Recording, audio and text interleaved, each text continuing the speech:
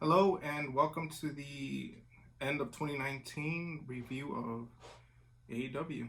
Yeah, we do a little recap on our thoughts, and then of course address some of the things that come out for January 1st's episode of AEW Dynamite. So we're going to be talking about what we thought AEW did for 2019 to set up for 2020. This was their first year. I think they had 11 shows. Yeah, right. They had their fall season. So it's interesting what they're doing. I think the new car smell is kind of going away a little bit, and people are starting to criticize it a little bit more, which they should. It's the only way the company could grow. Definitely. But there's a lot of stuff that they're doing. I think my number one thing that they're doing over WWE is how they treat their fans. I know last year the McMahons came out and said they were going to be listening to the fans, and there really hasn't been any signs of it. But AEW, in what, 2 months that they've been around, they've actually changed a lot of things. Yeah, they always, and then you get fans that complain saying that they need to change a lot of stuff AEW and they need to fix things, and I'm just like, well, they're actually taking what people say into consideration. Yep. When was the last time you actually seen WWE change the progression of a story? Or, I mean, we were supposed to have, so going into Dynamite, we were supposed to have the match versus Riho versus Statlander, Chris. And unfortunately, due to, prior obligations, Chris isn't going to be there on the 1st. The match has been moved to the 8th. So the winner of the now announced match, which is the 4-way, Riho versus Nyla versus Britt versus Shida.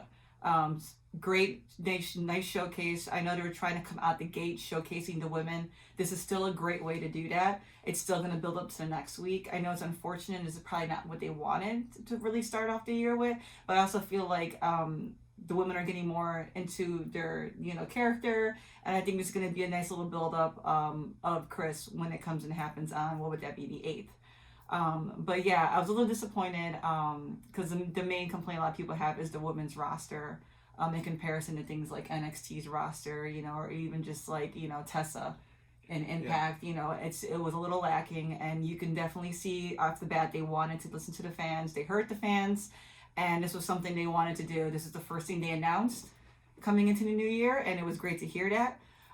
So I have faith in AEW. I think everybody has to remember they're very brand new into this. This is a new organization. These were just wrestlers with a great idea.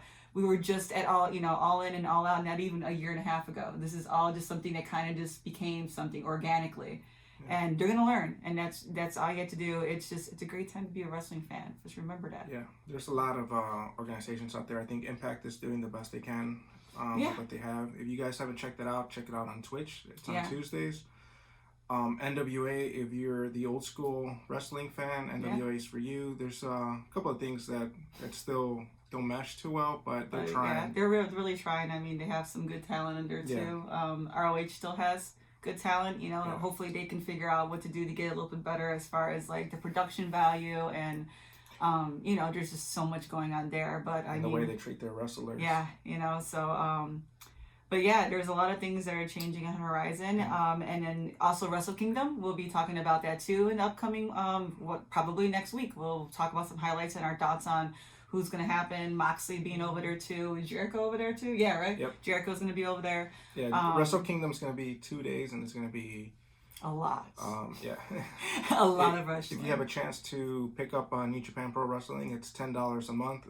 This is probably the month to do it. Yeah, it's definitely worth it. Great. I binge watched it when he introduced me into it, and I just fell in love with a lot of the wrestlers there. I mean, there's some really good talent out there, like Will, and Ibushi. If you like just good wrestling and the same kind of story development that's going with AEW, you'll definitely like New Japan Pro Wrestling, because it's all just kind of told in the ring and just kind of like developed slowly. But yeah, going back to it, so Chris, we'll see her on the 8th. It'll still be a good match, so everybody just hang tight for that. I really hope she pulls through and has the belt. I do like Riho, but I feel like Chris is just a rising star. So, question for you. Do you think that in this 4-way, Riho beats Nyla, Britt, and Shida? I don't know. I feel bad because if she loses her belt, then I feel like Chris won't win it. But then I also feel like that gives an opportunity to Brandy to kind of interfere. They're not big on interfering, but it kind of builds up this storyline more with the Nightmare Collective. So I would be okay with some interference there if that builds a bigger storyline and it builds Chris's character. And maybe down the line in a few months she gets it. So maybe, I don't know, maybe one of them decides to join the collective and it becomes Chris versus this person versus the collective. I don't know. I don't want any of them to join the collective. I think Nyla is great with what she's doing. I think Nyla's great. I think they're all really good by themselves. Britt's a growing star. But don't forget, Brandy got something going on. So I don't put her out of this whole idea of a four-way. It's just, and Chris is not signing in with her group, you know. I don't think that neither of these 4 stars that are going to be in this 4-way should actually end up being in the collective. Yeah. That's just my opinion. But, you know, I could be wrong. Maybe they won't join it, but they might just interfere. There's not really big interferences they have in AEW. No, after the match they don't want to something. do DQs. Yeah. You know, so, you know, but there could be something that distracts her or something like that. I don't like the distraction stuff either. No? No. But, I don't know, like, I feel like if Riho doesn't keep the belt and it's a new champion, I feel like Chris is not going to get it. I feel like, which it's going to be a missed opportunity, but Chris could always chase for the belt, which I'm okay with it. But I think Riho will win. Yeah, the 4-way. Because Chris has really good momentum right now. They really need to pass the belt to her. I think she would be a really good second women's champion. But either of these other 4 could also they could also because Shida has the fans behind her. Yeah, definitely. And Britt is a growing star. Yeah, everybody just needs to. She's green in the ring a little bit, but she could do promos. And just when she comes out, she has this that star feeling that is kind of hard to explain. It's the it factor that a lot of she people, comes out with confidence. Her entrance looks good. She has this way of coming out. Yeah. The fans react well to her. You know, she'll get there. You know, a lot of our favorite wrestlers in the beginning were a little green. I mean, sometimes they just have a little bit of a hard step coming to, you know, what they want to do. But I think also the thing that helps Britt is when she wrestles people that have smoother kind of movement, like when she went against Shida and when she went against Chris, those were her 2 best matches. Yeah, definitely agree with that. So like you have to put somebody that could be with her so that they could kind of like work off each other. But the women's division, my last thought on it, so we could wrap up the 2019 AEW women's division, and then you could give your thought. Okay. I think that they have the talent. They have Sadie Gibbs, they have Penelope Ford, Britt Baker, Nyla, they have Chris, Bae Presley, which we haven't seen a lot of her yet. Mm-hmm. They have the talent. Some of these people have become stars in Japan. Now they just need to translate them over here. Yeah. The problem was that in the beginning, AEW was focusing on the tag team division because they had the tag team tournament. And we got to remember, they've only been around for 11 episodes. So they said they were going to focus on the women's division starting in 2020, and we're already seeing it with how they're setting up the first 2 shows. Mm-hmm. So just give them a little bit of time in the women's division. You know, it's kind of hard to skyrocket every division. So what's your thought? No, same thing. They had to start off strong, of course, with the regular title with Jericho. The tournament with the guys in the tag team. I mean, because they have so many strong tag teams too. So it just made sense to give more attention to them. And I know it hurt because we were coming from, you know, if you're a WWE fan and you're, you know, a little bit tired of writing like how I was, I really wanted the women to come out strong in AEW. And of course, you can't have a perfect across the board. It just can't. It's unrealistic. But I'm really glad to see that they're, you know, once again, listening to the fans. You know, and they, you know, Chris cut a promo Dark, and you know they're starting to do that. So it's like, you know, just give them a chance. Everybody just calm down. It's going to be a great new year with a lot of exciting wrestling. But after that, so for going into the new year episodes of Dynamite, they also announced the Kenny Omega and the Bucks versus Lucha Bros and Pac. This is totally setting up the Kenny and Pac rubber match. I mean, you can totally see that from here. Of course, there's going to be a lot of great spots. There's so many high flyers in this. Except for Kenny. Kenny's not total high flyer, but everybody else. But yeah, Kenny can hold his own. I mean, Kenny could wrestle with Okada and anybody, the best of them, and Ibushi at the same time. Like he has something special. The only thing that's hurting Kenny right now, I think, is his character. Yeah, we were just talking about that. It's not clicking with the American audience. He's amazing with his comedy. I love him in Dark. I love him in BTE. But I think he just needs to bring the cleaner out. I think it's a slow build, and I know he's working toward that, and he wants to highlight the other wrestlers. But man, when you go back and like watch some of his like New Japan Pro Wrestling matches, like this guy, like I was telling him earlier, this guy put a 80s like retro promo video of him being a cleaner and having the Terminator spots and stuff like that. Just the sheer just like aggression he had. And like, and just the way he would like slam people, it was just so much more power behind his moves. And you can tell if you look from then to now, which is not even that long ago, he's holding himself back. And I think it's intentionally, of course. Yeah.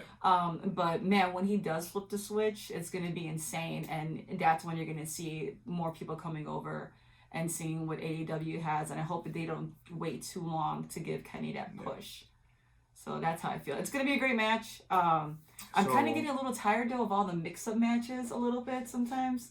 You mean like the Elite versus everybody else? Yeah, like they'll have, just, like, deleting somebody, or it's always, like, three-man tag, and they don't have a three-man tag belt, so I feel like this is just, like, another filler, or maybe they can use this time for building characters. Not saying it's not going to be a great match, or it's not going to be talented. I just feel like it's getting a little repetitive, and it's only been so long. Yeah. It's only been 11 weeks or 12 weeks, and if we notice a pattern, it's like we shouldn't see a pattern. You don't want to see the same thing from them. So that's just my thoughts on that. Well, I think that they borrowed that idea from Japan and the beginning Mexico. Of Wrestle Kingdoms, or like, was it Block A, Block B type of things? They'll have it's just showcasing they have talent. They only have 2 hours a week. And people that pay to go see them live, they want to... you just don't see the talent. But it's just something that they do in Japan and Mexico. I know. They have to make 6-man tag team matches because... It's considerate, and I get it. Because, the fans that pay, they want to see the Bucks, they want to see Omega, they want to see the Lucha Brothers, they want to see the top talent, and if you don't give it to them, they could be unhappy. This is coming from the person who thought Kenny wasn't going to wrestle in Champagne, but then he did a dark match, so like... Yeah, but that's the reason why they do this. Yeah, so, but it's going to be a good match. Do you think Kenny and Pac are probably going to have their match in Chicago? I think, my personal opinion, Nakasawa's going to do something. I think this is the first time we're going to see an actual interference, because if you saw BTE, Nakasawa kept on saying he's tired of losing, he doesn't want to be a loser, and he's going to get his revenge. I love Nakasawa. I think it's going to continue with that. Character. Yeah, it might cost Kenny a match here, and they could continue to turn the storyline, but we'll see. And then next one they announced was Cody versus Darby Allin. If you saw the first one they did, it was a very nice, good match between the two of them. They just did a tag team match against the Blade, the Butcher, with the Bunny at the ringside. I want to say it's going to be a regular match, but then I don't know. Like, we keep saying that they don't like interferences, but it just seems like an opportunity for that group to come in and interfere and do something horrible to them. You want to say like Cody and Darby are going to have this really man-to-man fight. It's going to be clean, which it probably will be, but something's going to happen. Maybe after the match, but this is definitely going to be a highlighted match. It's going to be really nice. Darby Allin's a very young, talented athlete, and Cody definitely showcases that. So you don't want to miss that. And then anything to add? No. This is just a match that Cody needs to win, because it won't hurt Darby if he loses. It'll hurt Cody if he loses, because you're trying to set up Cody to be on this path to go against MJF for throwing in the towel. Because if you know, the stipulation was that Cody could never challenge for the belt. So MJF had to ruin that for him. And so I think this is like Cody's redemption story, where he tries to go back after MJF. And that leads us to the next thing. MJF is due to appear. And didn't say for what yet with Wardlow, but it's probably evidently going to be for the stipulations that he's going to have with the match against Cody, or maybe he's just going to pull some chains again. Nobody knows. It's probably going to be in Revolution, probably in Chicago. This match. They would be smart if they set it up for the pay-per-view. Yeah, and so he might not say anything of substance, because everybody, if you know MJF, he's a scum of the earth. So, but he's a great heel. Follow him on Twitter. Did you guys see what he did on Twitter? A priest got an MJF scarf, and he took a picture saying and MJF responds to the priest saying it's a good thing you became a priest, because if you wouldn't have, your sex life would still be the same. And he got so much heat from Twitter, but he flicked off a child. Yeah. This is his character. it's this character, and it's refreshing to see somebody that involved, like, and everybody around him knows what to expect. It takes you back to the 80s. Yeah. When people still thought wrestling was real. Yeah, pre-internet. Yeah. If you remember that. You know, so, but yeah, that leads into that. And then we have, will Moxley join the Inner Circle? No, he's not going to join the Inner Circle. Or will he? I doubt it. I know that Jericho wants him to join the Inner Circle. Yeah, but we all know Moxley just wants the belt. So, I mean, does he join the Inner Circle and works his magic and becomes his best friend and screws him over? I can see that too. Or would Jericho just end up using this as an excuse to jump Moxley with the Inner Circle? Yeah. Either way, interesting. Once again, both promos of these guys are really hilarious. These are two guys that WWE missed the boat on. Yeah, because the Mountie always gets his man. If you haven't seen that clip with Moxley, a.k.a. Dean Ambrose. Dean Ambrose was best when he was working with... Because he was ridiculous. With Daniel Bryan, and when Shane, they were both commissioners, wasn't it? Yeah, SmackDown, or was it Raw? SmackDown. Yeah, he did this Mountie segment. I don't know, man. I don't know. He was doing weird stuff. But everything he did was solid and it sold. And it made no sense, but it was so uncharacteristics of Dean Ambrose at that time, but it was great. But it's nice to see him, you know, being loose cannon, being Moxley. So then the last thing was that Taz has been announced as a guest appearance. There's been this rumor all day about this commissioner idea. You said that Kenny had mentioned something. Oh, he didn't have authority to make matches. He mentioned saying that he's not the matchmaker. So yeah, so is I don't there know. Going to be a matchmaker now? Yeah, so people are thinking it might be Taz. Your thoughts on that? Do you think Taz is? I think Taz is great. As an announcer. I think his commentary is okay. I feel like Colt Cabana was actually better when he was on AEW. Looking back at it, I was listening to Colt, and I mean Colt Cabana's really good. Yeah, like Colt Cabana's. I felt like he had. I don't know. Maybe I'm just. Yeah. Associate Taz more as a wrestler, maybe, and maybe. I mean, he'll do a great job. I think he'll be great in this role more than commentary. I feel like it'll be more of like a promo thing for him. So I feel like they would give him a little more freedom to kind of talk more loosely than it does on commentary. But I don't know. This is all rumors, all speculation. But having a commissioner would be good too, because it kind of takes away the attention from the Young Bucks and Cody being the ones that set up the matches. Yeah, because a lot of people are, why isn't Kenny having a perfect record? Because that looks, I don't know, biased and cloudish. I think you have to have your top stars be your top stars, and I think they need to fix that with Kenny. And the last thing that was announced recently was one of their AEW dark matches. So it would be Santana and Ortiz versus Austin Gunn and Billy Gunn. So I was actually surprised to see these two. I was hoping to see them back in the ring again. They've made a couple of their appearances during like the Rumbles and stuff like they have, their Battle Royales or whatever they call them. They did, was it All In? They had it, and then they were in Double or Nothing. Yeah. Yeah. So it's really nice to actually see them in a match. So it's going to be interesting because their characters, the Guns, Billy Gunn's definitely a character, and if you know Santana Ortiz, they're heels, clearly, but they're characters. So this is a nice way to kick off Dark too. So, but yeah, Jacksonville, their homecoming edition show is definitely going to be stacked. They're definitely trying to set a tone for the beginning of the year. But any thoughts on what you want to see in the upcoming weeks? Well, I just think they need to. I don't know. AEW is doing a lot of things, and a lot of them are hits, but then they have those misses. One thing I would like to see is the Dark Order's vignettes and segments are great, and Ivo Uno and Stu are really good in the ring. I just think the Creepers actually hurt them more than they help them. So I would like to see them kind of get away from the Creepers. Yeah, definitely. If you haven't seen the BTE and all the stupid things they've been doing, making fun of that, please watch their holiday episode. It was kind of, and then especially Matt's kid doing the fake punches. Yeah. And them doing that dead ass stare. I just, if you can't laugh at mistakes that you make, then it's just going to basically give fuel to everybody else that hates you.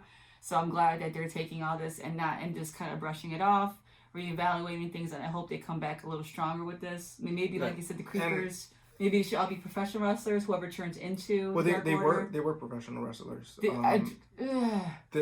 I know the whole controversy with Dustin and what he said. So the thing is, if you look at Botchamania, you'll see botches from all the promotions. Everybody has botches. The guy that was under the creeper mask was trying to protect Dustin. He overdid it. But you can't just hate a guy for trying to do the right thing. If you still think that wrestling is real, then the problem is not AEW, WWE, New Japan Pro Wrestling. The problem is you. Like, I'm not trying to be mean or anything like that, but we know this is synchronized. We know that this is just soap opera with body slams. These are athletic men. That's a good one. Soap operas with body slams. These are just athletic men putting their bodies on the line. We know that you can't fake gravity, as we've been told many times, and a lot of these moves are very dangerous.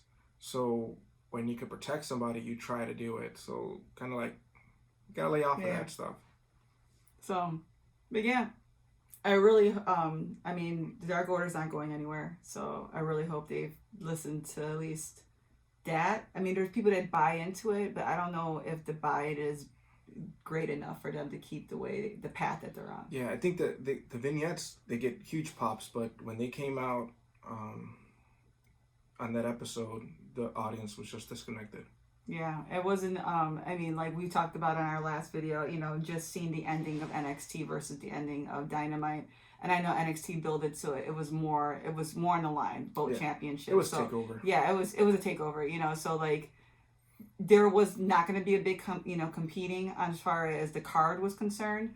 But that wasn't the strongest way to go out that way. And it just, I felt bad for AEW because, I'm rooting for them. But I mean, it is what it is. And so hopefully, they learn from those things and, but looking forward to next week. And then we'll come back and talk about Wrestle Kingdom. We'll do our reviews on the road to WrestleMania starting first with Royal Rumble. So this was a nice little break, but it's going to end up picking up really fast. We have all the big shows coming up. We have Royal Rumble, we have Wrestle Kingdom, then we're going to have WrestleMania, Revolution. In that order, but... I'm just... It's just going to be a lot going on. I know Impact is also going to have some big... Money in the Bank will be close coming up by the time that happens. Money in the Bank and everything. But Impact's going to have a couple of things. But NWA has a pay-per-view coming up too. So there'll be a lot to cover. And we'll start doing a little bit more. We're going to try to talk a little more about the other organizations that are out there. And not to be WWE, AEW heavy. But so that's what we'll be coming back with our thoughts on Wrestle Kingdom. And then we had somebody suggest for us to go back and watch some of the old pay-per-views. What was it? Summer Bash, I think it was. Is that? Am I wrong? Am I completely? I don't remember, but I think it'll be great to just use the WWE Network and go by the years and maybe do a review of some of the big pay-per-views that they have there, like their WrestleManias, their Royal Rumbles, their King of the Rings, and all that stuff. Oh, sorry, it was Starrcade. 92. 92. And that was... Gotta see Mick Foley, Rick Rude, Sting. And the one that suggested it was Nick, I hope I don't butcher your last name, Opalowski. Yeah. And so thank you for that suggestion, and we might actually take you up on that offer. Okay, we might take the time capsule back a little bit and rewatch something that we were probably how old? 7 when it came out. I was 7. You maybe just turned 7. I think I've been a little older than you. Yeah. Yep, but we'll definitely probably check it out, and then we'll get back to you on that one. But we secured our tickets to see Revolution, so we'll be there. We'll be there at C2E2 too. So if you guys are up there and you guys see us, we'll definitely be there. Stop by and say hi. But you'll see a lot more of us in the upcoming months leading up to that. But thank you guys for come check us out. Like us on Facebook, follow us on YouTube. Tweet us. We always tweet live during the events that come on during the week during Raw. We missed SmackDown today because we totally forgot it was happening, but we're gonna catch back up on it. We usually do tweet live and stuff like that. So give us a follow. Thanks. It's the holiday show, so we're still feeling Happy New Year. We'll see you guys next year.